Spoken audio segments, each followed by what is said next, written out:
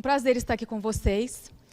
E hoje, antes da gente começar a falar sobre a besta do abismo, né, um tema muito interessante, considerado também um tema muito difícil de ser interpretado, eu vou dar uma ênfase, na verdade, às duas testemunhas. Vamos falar sobre a besta do abismo, mas eu escolhi dar ênfase às duas testemunhas, porque é delas que nós precisamos nesse momento, mais do que nunca. Antes da gente começar, então, o texto bíblico e a apresentação, eu quero contar uma pequena experiência para vocês. Aconteceu comigo em 2017. Nós viajamos para a Jamaica, meu marido e eu. Estávamos de férias, e a Jamaica é um lugar muito bonito, tem muita cachoeira, tem muita praia, e as pessoas de lá são muito interessantes, né? Elas são bem diferentes. Ali, né, na Jamaica, a gente descobriu algumas coisas muito interessantes. Por exemplo, em proporção, é um país que tem um grande número de evangélicos. E, em proporção, um dos países que mais tem adventista no mundo. Eu não imaginava isso na Jamaica. E então chegou o sábado e nós decidimos ir à igreja. Procuramos por uma igreja próxima do hotel. E ali na igreja, até chegar lá, a gente pediu um táxi. E lá é muito interessante também, porque qualquer pessoa que esteja dirigindo o seu carro com a sua família, se ela vê um turista, ela para e diz: "Você quer táxi?" Mesmo que o carro esteja cheio. E você se pergunta: onde será que eu vou? No porta-malas? Lá é um lugar bem assim. E nós pegamos esse táxi, fomos à igreja. Chegando lá na igreja, os irmãos foram um pouco mais tímidos, né? Não interagiram tanto com a gente. E a gente percebeu que a gente não teria talvez uma carona, um almoço, né? A gente percebeu que nós íamos embora assim como nós chegamos. Enfim, o culto acabou 13h. E eu olhei e falei: não vamos conseguir carona, não vamos conseguir um almoço, então vamos seguir até um ponto central que eu me lembrava que tinha ali perto, né? Vamos seguir ali passa uma van do hotel, ou tem uma outra unidade do hotel, a gente vai caminhando. Pois bem, nós não imaginávamos que aquele bairro que a gente estava era um bairro um tanto quanto perigoso. O que a gente chama hoje aqui de comunidade, né? Periferia.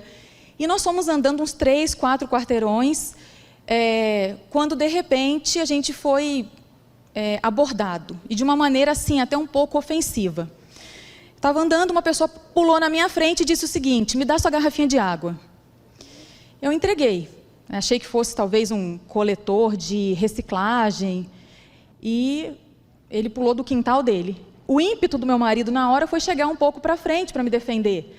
E aí ele viu a Bíblia e falou assim: "Vocês estavam na igreja?" E a gente falou: "Sim." Ele disse: "Deus te abençoe." Deixou a gente seguir. Não pediu mais nada. Depois, na sequência, a gente andou mais um quarteirão, um carro parou e disse o seguinte: "Entra aqui." A gente falou: não, a gente não quer táxi, a gente não vai para a praia. Não, entra aqui. E foi bem incisivo: entra aqui. E a gente falou: não, a gente não quer, obrigada. Ele viu a Bíblia e disse assim: "Vocês estavam na igreja?" "Sim, a gente estava na igreja." "Deus te abençoe." E a gente seguiu viagem. Andamos mais um pouco. Terceira vez.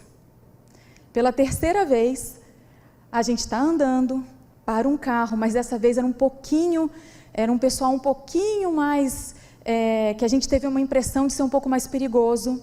Eles já foram abrindo a porta e eles disseram: "Entra no carro que eu vou levar vocês." "Não, mas a gente não quer ir, a gente não tem dinheiro." A mesma coisa. "Não, mas quem disse que eu vou cobrar? Eu não vou cobrar nada.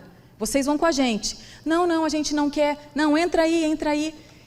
E aí ele viu a Bíblia e disse: "Vocês estavam na igreja?" "Sim, a gente estava na igreja." "Deus te abençoe." E eu gosto dessa história por quê? Porque eu sempre digo que por 3 vezes a Bíblia nos salvou. Por 3 vezes a Bíblia nos protegeu e a Bíblia nos guiou. E nós vamos falar agora sobre esse poder que as duas testemunhas têm de guiar a vida do cristão de maneira segura. Vou pedir para começar então a apresentação.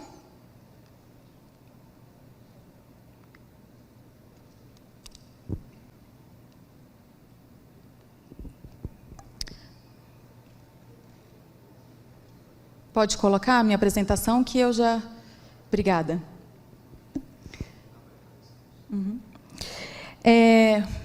Então vamos lá, nós vamos começar então com as duas testemunhas, Apocalipse 11, como eu disse, é um capítulo que parece um tanto quanto complicado, mas depois a gente percebe que é possível compreendê-lo, né, com algum estudo. E o interessante, a Igreja Adventista, ela já tem um posicionamento mais tradicional sobre esse tema. E esse posicionamento é o que a gente vai abordar agora e os seus desdobramentos. Eu quero começar, vou pedir para você abrir sua Bíblia, Apocalipse 11, nós vamos ler os versos 1 e 2 primeiramente. E ali diz o seguinte: deram-me um caniço semelhante a uma vara de medir, e me foi dito, vá e meça o templo de Deus e o altar, e conte os adoradores que lá estiverem. Exclua, porém, o pátio exterior, não o meça, pois ele foi dado aos gentios. Eles pisarão a cidade santa durante 42 meses. Eu quero voltar, no final a gente vai falar um pouco mais a respeito desses dois versos, porque eu entendo que a gente está num momento que esses dois versos são para a igreja.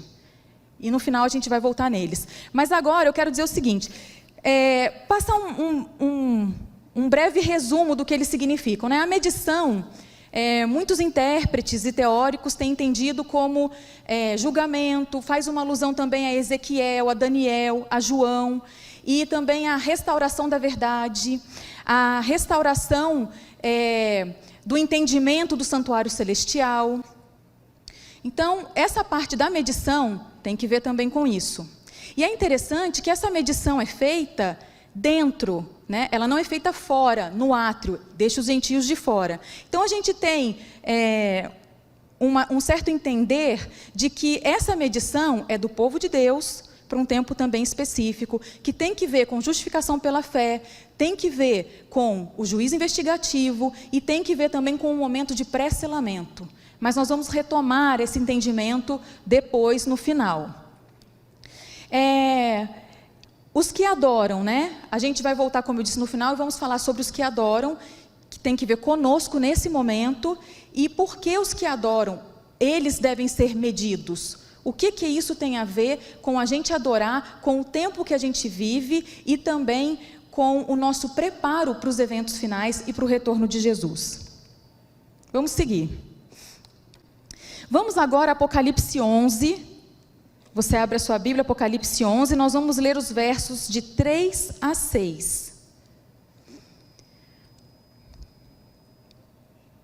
Na minha nova versão internacional, diz o seguinte: darei poder às minhas duas testemunhas, e elas profetizarão durante 1260 dias, vestidas de pano de saco. Estas são as duas oliveiras e os dois candelabros que permanecem diante do Senhor da terra. Se alguém quiser causar-lhes dano, da boca deles sairá fogo, que devorará os seus inimigos. É assim que deve morrer qualquer pessoa que quiser causar-lhes dano. Estes homens têm poder para fechar o céu, de modo que não chova durante o tempo em que estiverem profetizando. E têm poder para transformar água em sangue e ferir a terra com toda sorte de pragas, quantas vezes desejarem. É interessante que esses versos, eles despertam muita a imaginação da gente. E a gente vê, às vezes, até produções de novela fazendo uma interpretação ou futurista, ou uma interpretação dispensacionalista, com personagens ali que eles entendem de maneira literal, mas não é o caso. Como eu disse agora há pouco, a posição adventista, posição tradicionalmente adventista, é de que essas duas testemunhas são o Antigo e o Novo Testamentos. Então vamos entender isso aqui um pouquinho mais. Uma coisa primordial para a gente compreender é que esse período de 1260 anos, ele não está no futuro, ele já ocorreu.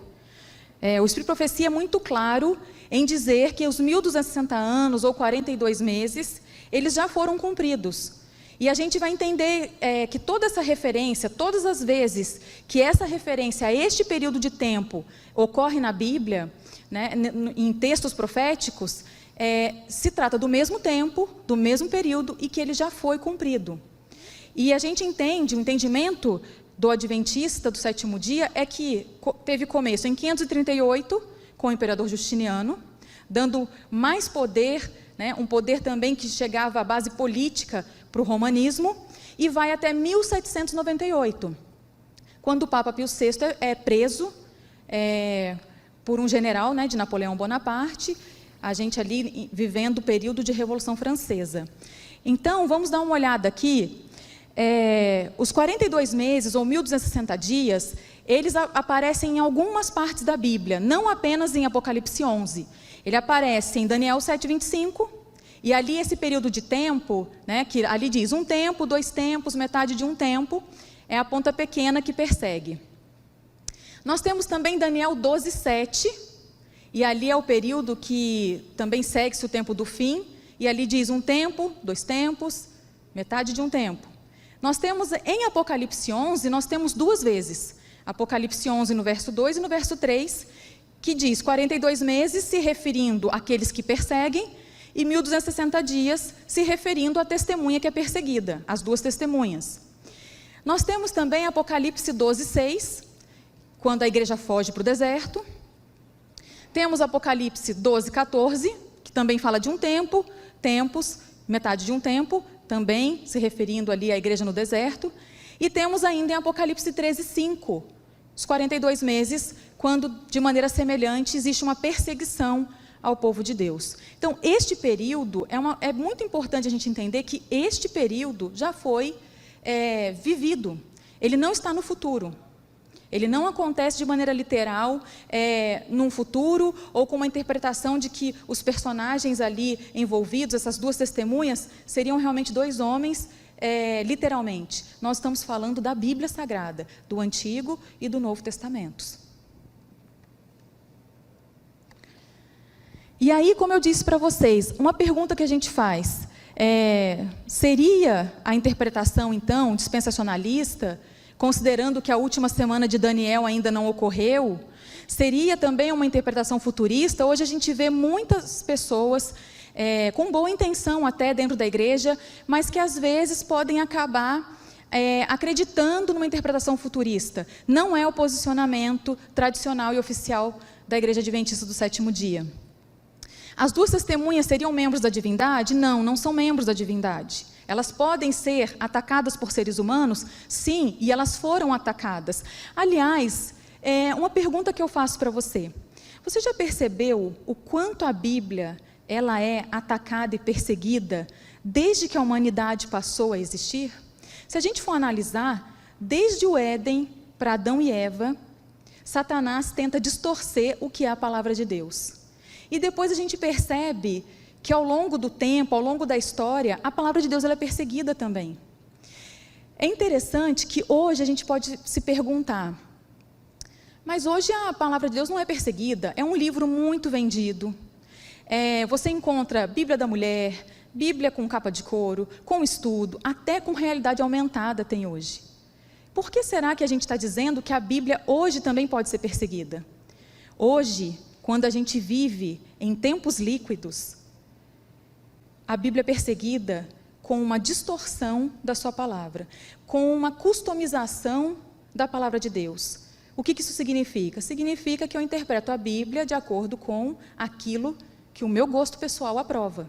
Eu não estou disposta, de maneira submissa e humilde, a me render à revelação, assim como ela é.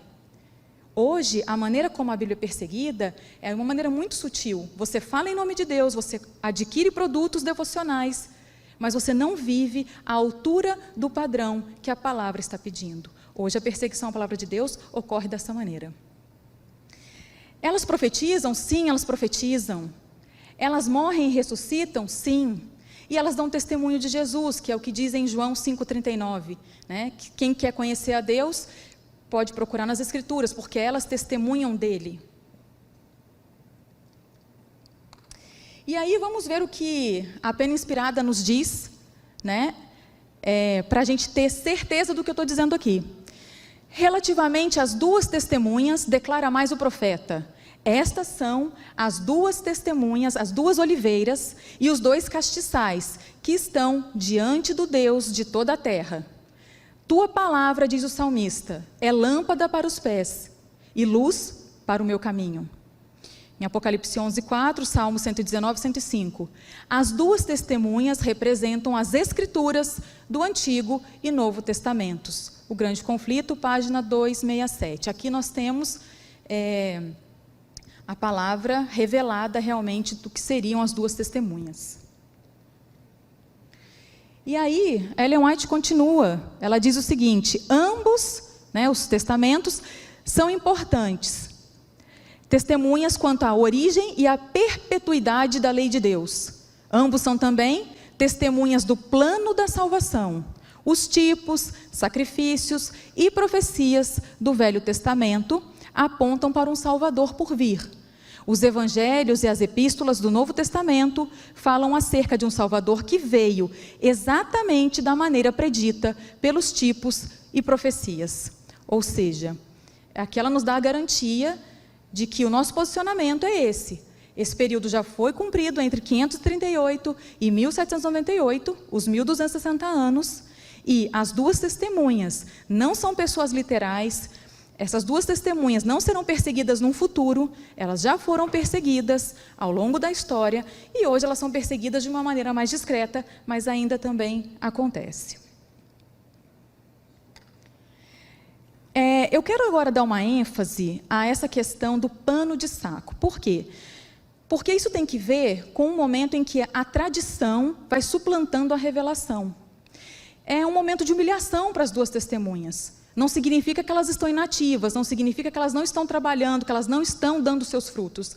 Porém, elas estão sendo, além de distorcidas, elas estão sendo escondidas do povo, elas estão sendo completamente diferente daquilo que Deus tinha planejado para elas. Porém, elas continuam dando o seu testemunho. E aí a gente tem, como eu disse, esse começo desse período, de 538, a gente tem a Idade Média, Idade Escura também, como foi chamada, e eu não sei quantos já viram, mas os livros e filmes, documentários daquele período, eles mostram que até mesmo envenenar as páginas da Bíblia, o clero era capaz de fazer. Então a pessoa ela ia folheando a Bíblia, e aí ela punha o dedo às vezes na boca, e era envenenada.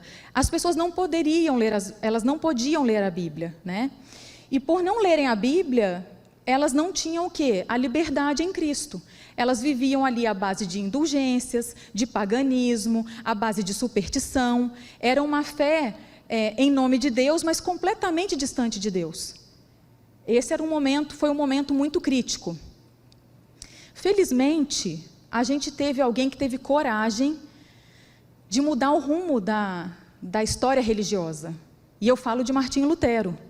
Martinho Lutero, no século XVI, ele tinha acesso à palavra verdadeira. Por quê? Porque ele era um monge.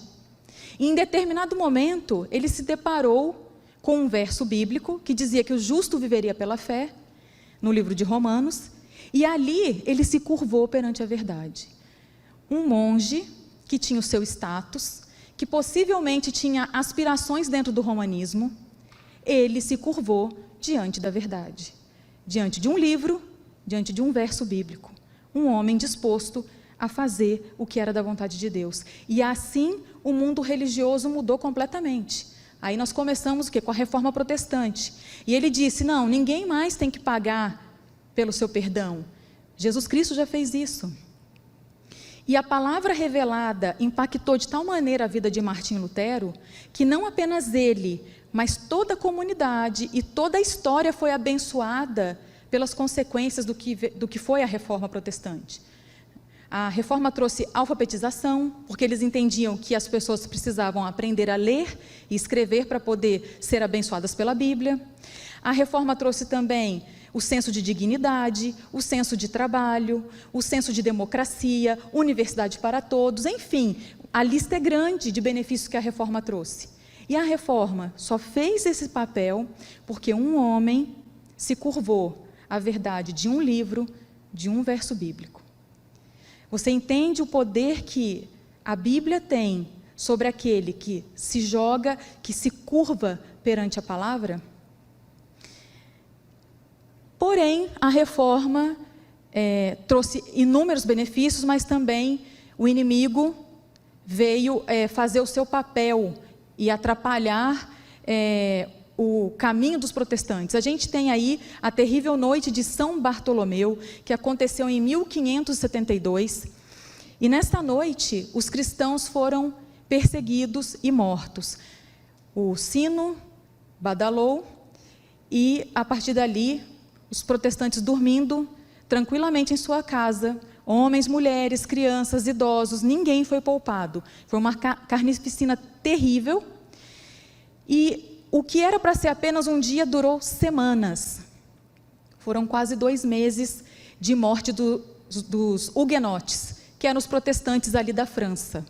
Isso aconteceu em 1572. Ou seja, as 2 testemunhas estavam sendo humilhadas. A Bíblia, quem se levantava contra o romanismo daquela época, quem se levantava contra, era morto, era perseguido, era torturado. As 2 testemunhas estavam sofrendo, mas elas ainda estavam fazendo o seu papel.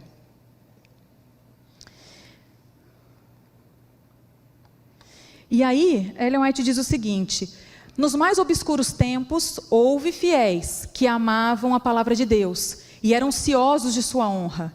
A esses fiéis servos foram dados sabedoria, autoridade e poder para anunciar sua verdade durante aquele tempo todo. Ou seja, as 2 testemunhas estavam sendo perseguidas? Estavam. Os huguenotes foram mortos naquela terrível noite de São Bartolomeu? Sim, foram mortos. Protestantes estavam morrendo, estavam sendo perseguidos. Não podia se levantar contra o que estava estabelecido naquele momento, naqueles 1260 anos. Porém, Ellen White diz que aos fiéis foi dado o quê? Sabedoria e autoridade para anunciar a verdade. A verdade não deixou de ser anunciada. Claro, ela sofreu todas essas perseguições daquele período, mas ela não deixou de fazer a sua palavra. E por que ela não deixou de fazer a sua palavra? Ela não deixou de fazer o que ela tinha para fazer, porque existiam pessoas dispostas a se renderem ao que ela diz, e não fazer com que ela fosse customizada ao próprio gosto. É por isso que os huguenotes morreram, porque eles morreram pela verdade. É por isso que Martim Lutero renunciou a toda a pompa e todo o status que ele poderia ter dentro do romanismo, porque ele se rendeu à verdade. Ou seja, nós temos aí um período obscuro, mas nós temos as testemunhas ainda profetizando e fazendo o seu papel. E aí a gente chega aos versos 7 a 10, convido você mais uma vez a ler a Bíblia, Apocalipse 11. Apocalipse 11, os versos 7 a 10. Comentando a respeito, a gente leu sobre a perseguição que foi feita com as 2 testemunhas. Aqui a gente tem, no verso 7, quando eles tiverem terminado o seu testemunho, a besta que vem do abismo os atacará, e irá vencê-los e matá-los. Os seus cadáveres ficarão expostos na rua principal da grande cidade, que figuradamente é chamada Sodoma e Egito, onde também foi crucificado o seu Senhor. Durante 3 dias e meio, gente de todos os povos, tribos, línguas e nações contemplarão os seus cadáveres e não permitirão que sejam sepultados. Os habitantes da terra se alegrarão por causa deles e festejarão, enviando presentes uns aos outros, pois esses 2 profetas haviam atormentado os que habitam na terra. Bem, aqui a gente chega a um período da Revolução Francesa. Aqui nós vamos trabalhar um pouco mais da história. E a gente vai perceber o quanto que a profecia ela é precisa. Porque exatamente assim como está dizendo a palavra de Deus, ocorre no período da Revolução Francesa e mais precisamente no período chamado, que era o período do terror ali na França. Grandes historiadores contam, comentam, e foi nesse período também mais específico que a Bíblia foi, de certa forma, rejeitada, humilhada, né, e banida de uma nação. Vamos dar uma olhada aqui, então, no que a história nos conta. A gente não pode, claro, ser desonesto. Digamos que a Revolução Francesa, ou o Iluminismo, né, que já estava sendo fomentado um pouco tempo antes e acaba eclodindo na Revolução Francesa, ela traz alguns benefícios do ponto de vista político, como o clamor, né, pela igualdade, pela fraternidade. A França, naquela época, estava vivendo um período terrível de desemprego, ela estava vivendo um período também de fome, acabou o trigo, que era praticamente a base da alimentação deles. A gente tinha ali a classe burguesa e também os camponeses sustentando o clero e a nobreza com seus luxos. Então, assim, a desigualdade social estava extremamente acentuada. O povo não tinha acesso à Bíblia e eles estavam traumatizados com um sistema de um poder religioso que falava em nome de Deus, mas vivia muito longe de Deus. Então, eles estavam vindo aí já de muitos séculos nessa situação, praticamente castas, em que os mais pobres, médio e pobre, sustentando os mais ricos. Tínhamos ainda também o sistema feudal, uma aristocracia querendo avançar. E nessa convulsão que estava a sociedade francesa, eles já estavam com um certo ranço de toda aquela religiosidade falsa. E aí o que eles decidem? Estava tudo apontando para uma revolução. E a revolução acontece. Então, do ponto de vista político, a Revolução Francesa trouxe aí, né, abertura alfandegária, trouxe várias coisas que parecem boas. Mas, do ponto de vista teológico, foi terrível o que aconteceu para o mundo cristão. E ali a gente tem o quê? A gente começa a ter os ismos, que a gente chama, né? A gente começa a ter o ateísmo, o deísmo, o cientificismo, mas, na verdade, eles acabam sendo o quê? Consequência da Revolução Francesa. Né? O que eles também chamam de iluminismo, que teve o seu apogeu ali a partir também do século XVIII em diante, eles queriam o quê? Romper com tudo aquilo que era antes dogmático, tudo aquilo que era teológico. Eles achavam que aquilo ali era um absurdo, e eles falaram o seguinte: não, agora é a razão do homem. Eles acabam colocando, na verdade, o homem, né, no lugar de Deus. Agora é a razão. Nós vamos produzir conhecimento, nós vamos romper com essa idade escura. E eles tinham, sob determinada perspectiva, eles tinham razão de querer romper com aquele sistema que vinha se arrastando, de um clero espúrio, né? Então, eles tinham razão de querer romper com aquele clero. Porém, é muito interessante como Satanás trabalha, como ele é inteligente. Aquele poder que vinha antes, que falava em nome de Deus, na verdade, não estava trabalhando para Deus, estava trabalhando para Satanás. Era um poder constituído, né? O romanismo tinha poder para indicar príncipes e reis.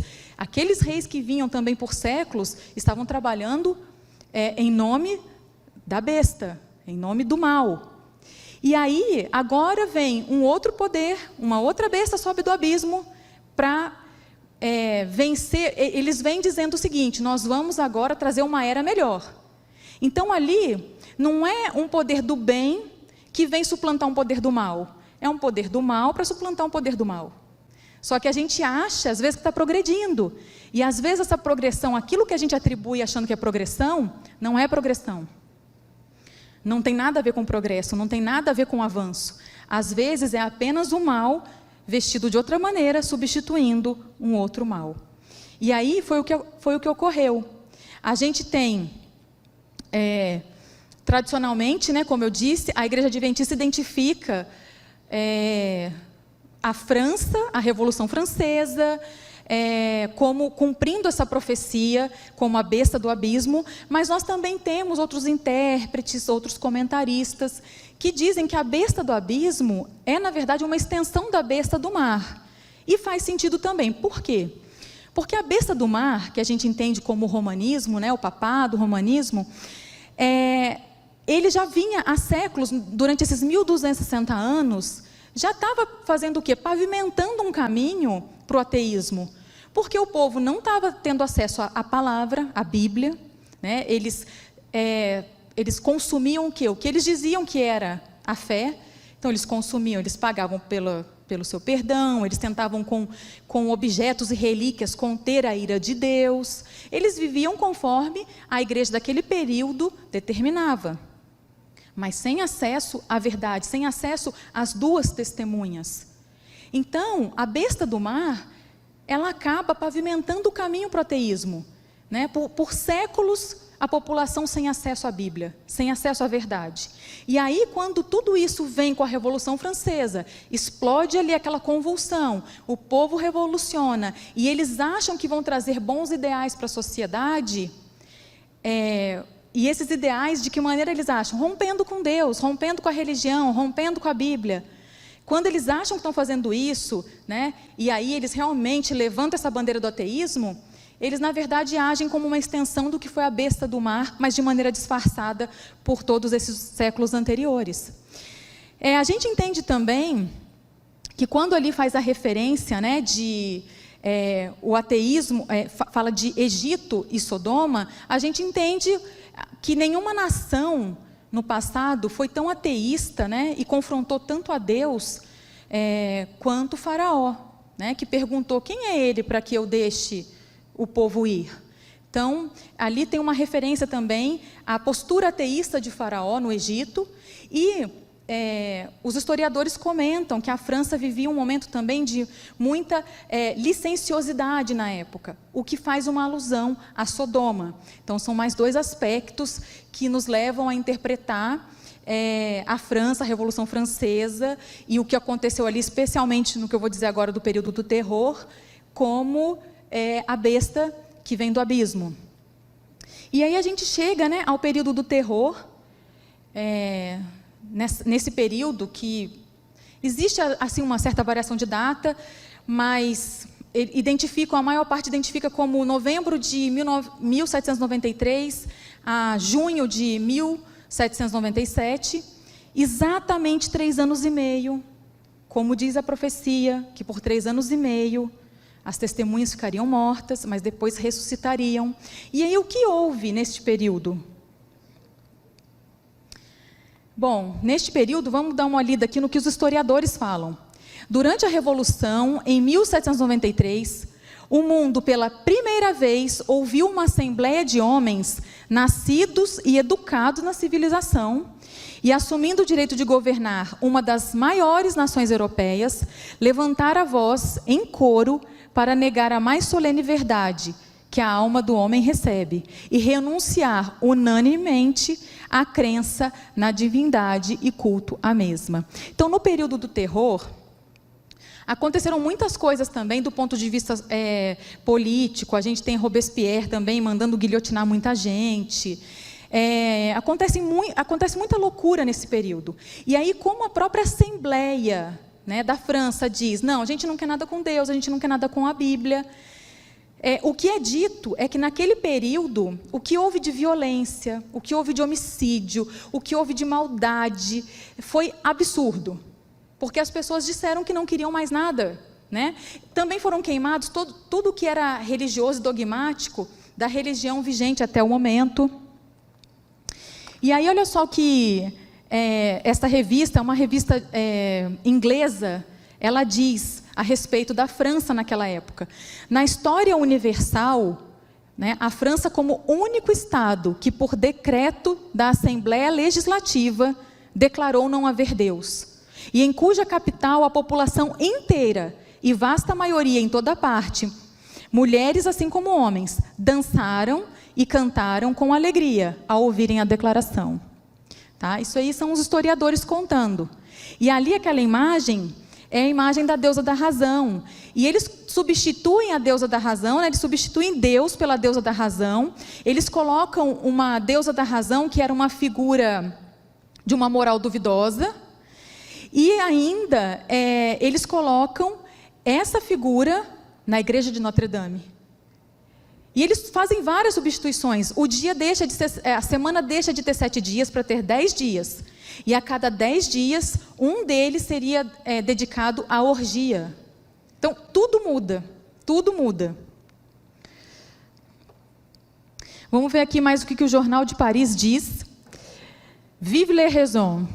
E carregando na extremidade de um mastro os restos meio queimados de vários livros, entre os quais breviários, missais e o Antigo e Novo Testamentos, livros que espiavam em grande fogo, disse o presidente, todas as loucuras que tinham feito a raça humana cometer. Então ali eles disseram, viva a razão. E a gente está rompendo com isso. Eles começaram a queimar tudo que era religioso, queimaram também Bíblias, e ficaram felizes com isso, se presentearam, comemoraram como se isso fosse um grande feito, como se isso fosse um grande avanço. E é interessante como é o ser humano, às vezes ele acha que é um avanço, na verdade, o que está retrocedendo sua vida.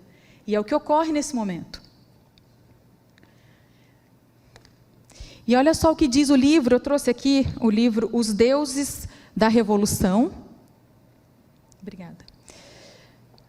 Os Deuses da Revolução. Este livro diz o seguinte, também um livro histórico, quem escreveu não tem nenhum vínculo denominacional. O livro diz o seguinte, o embaixador dos Estados Unidos na França escreveu de Paris em 1792, que tinha vivido para ver uma nova religião surgir. Ela consiste em uma negação de toda religião e seus adeptos têm a superstição de não serem supersticiosos. Eles têm para com isso tanto zelo quanto qualquer outra seita e estão igualmente prontos para devastar o mundo a fim de angariar prosélitos. Está na página 7. E olha que interessante, eles rompem com a religião, eles rompem com aquilo que eles entendem ser dogmático, mas eles agem como alguém também religioso, como uma seita, eles querem angariar pessoas, né? Eles querem passar a sua nova ideologia. Agora a nova ideologia deles era a razão. Ainda neste livro, a gente tem a seguinte fala, como o cristianismo, o novo culto era uma religião da salvação humana, a salvação do mundo pelo poder do homem, tornado livre pela razão. A cruz foi substituída pela árvore da liberdade, a graça de Deus pela razão do homem e a redenção pela revolução. E o homem estava achando que isso era progresso. Pois bem, vamos ver então agora o que Ellen White diz a respeito deste momento. A besta que sobe do abismo lhes fará guerra, e os vencerá e os matará. O poder ateísta que governou na França durante a Revolução Francesa e reinado do terror, desencadeou contra Deus e sua santa palavra uma guerra como jamais o testemunhar o mundo. O culto à divindade fora abolido pela Assembleia Nacional. Bíblias eram recolhidas e publicamente queimadas com toda a manifestação de escárnio possível. A lei de Deus era calcada a pés. As instituições das Escrituras Sagradas abolidas. O dia de repouso semanal foi posto de lado e em seu lugar cada 10º dia era dedicado à orgia e blasfêmia. O batismo e a comunhão foram proibidos e anúncios afixados visivelmente nos cemitérios declaravam ser a morte um sono eterno. Bem, isso era o que a gente estava vivendo nessa época.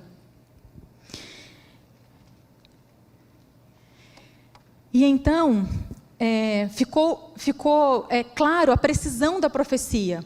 Primeiro, de que as duas testemunhas são o Antigo e Novo Testamento. Há também os intérpretes que estendem as duas testemunhas ao papel do remanescente em pregar a palavra, em cumprir o seu papel profético no fim dos tempos.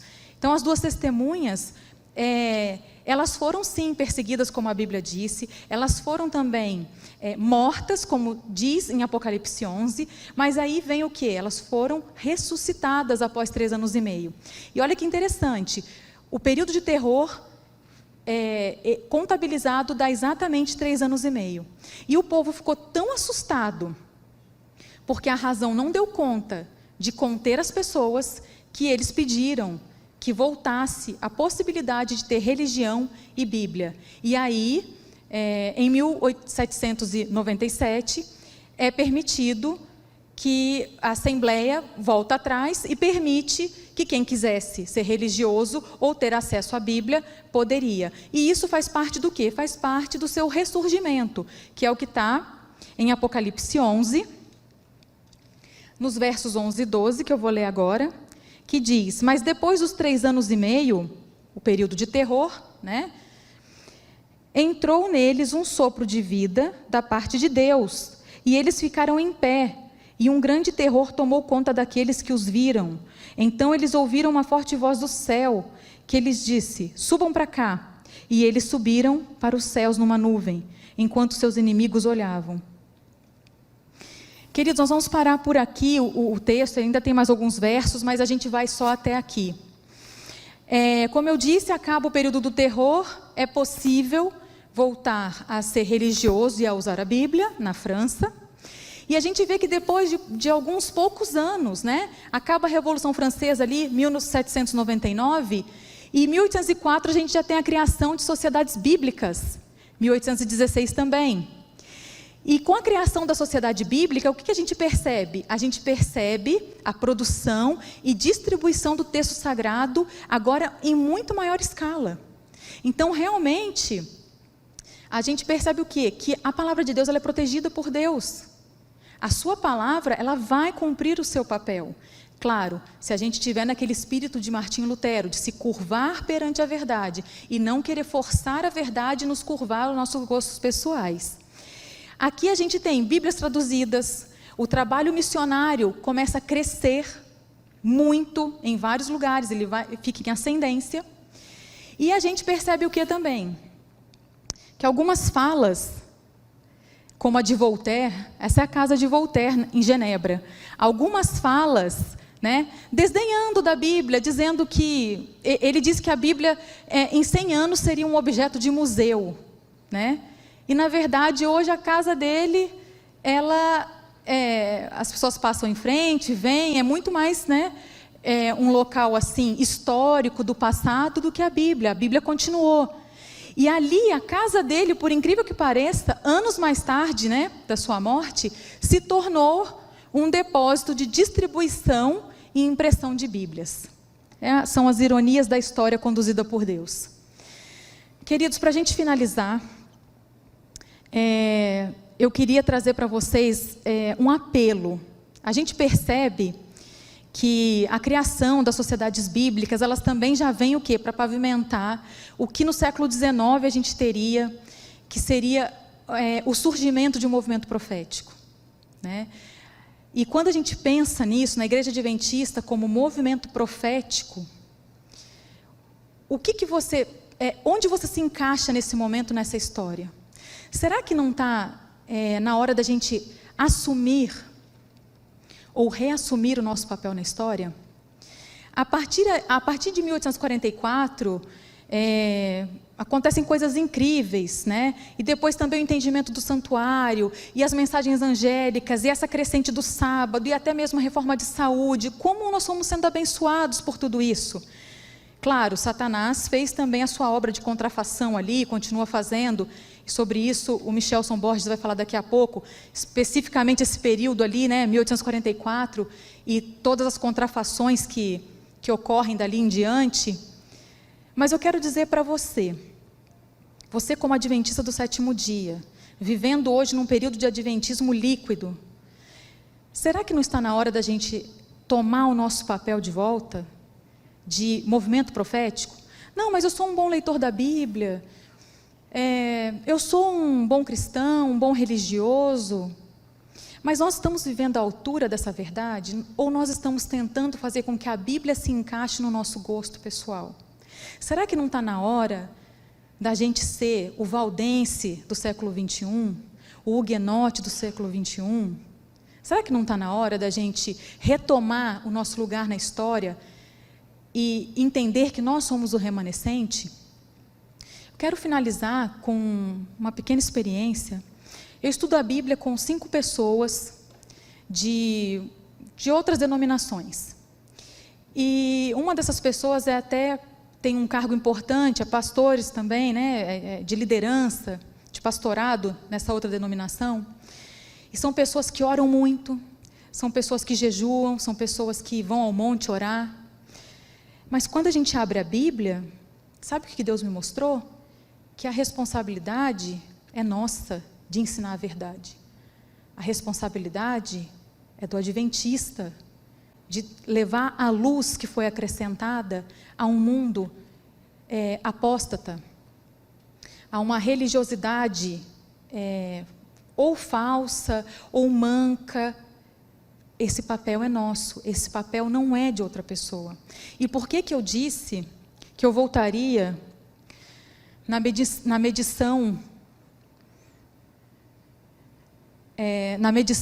que João diz no versículo 1 e 2. Essa medição tem que ver com o que Deus está fazendo agora com o povo de Deus. Mas o povo de Deus dentro da sua casa, dentro do seu movimento profético, que eu estou querendo dizer. Nós precisamos nos levantar e nos preparar para o pré-selamento. Quem é que Deus está medindo? Quem é que Deus está chamando? O que é que nós vamos fazer com toda essa verdade que nós temos? O conhecimento que nós temos, ele tem que ser, primeiro, praticado. Segundo, compartilhado. Sabe por quê? Porque conhecimento que não é praticado e não é compartilhado, vira apenas vaidade. E aí nós gostamos de falar e de esbanjar o nosso conhecimento sobre as profecias, mas ele não está tendo um efeito na nossa vida e em nós como bênção para o próximo. O meu apelo nessa tarde para você é que nós tenhamos o espírito de Martinho Lutero, que a gente renuncie a gosto pessoal, que a gente renuncie a aspirações, ao que for, se isso causar qualquer confronto com a palavra, com as duas testemunhas, com a verdade revelada. E eu convido você a retomar como adventista o seu papel na história. E que papel é esse de movimento profético? Daqueles que usam a Bíblia para terminar uma obra, que por muito tempo ela tem sido combatida, ela tem sido perseguida, mas que Deus já nos dá a certeza de salvação e nos dá a certeza de estar conosco. Finalizando, eu quero deixar esse texto com vocês. Deus mede seu povo antes de permitir que passem pelo penoso período da provação. Durante esse tempo, eles proclamam a última mensagem de advertência ao mundo. O conflito dos séculos terminará de modo dramático e decisivo, numa admirável manifestação da ira de Deus.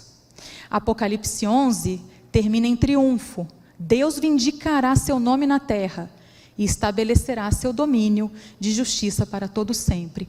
A gente pensa que Apocalipse 11 é só sobre a história que passou, sobre 1260 anos, sobre a Revolução Francesa, sobre o período de terror. Mas o versículo 1 e 2, os versículos 1 e 2, eles apontam Deus medindo o seu povo. E isso nos indica que o capítulo 11 tem tudo a ver também com a nossa preparação para o pré-selamento e para eventos que depois virão e precederão a volta de Cristo. Então, o meu apelo para você mais uma vez é: nos curvemos com o mesmo espírito de Martinho Lutero, a palavra revelada. Deixemos que ela faça a obra na nossa vida, que por meio dela todos sejam abençoados. Amém.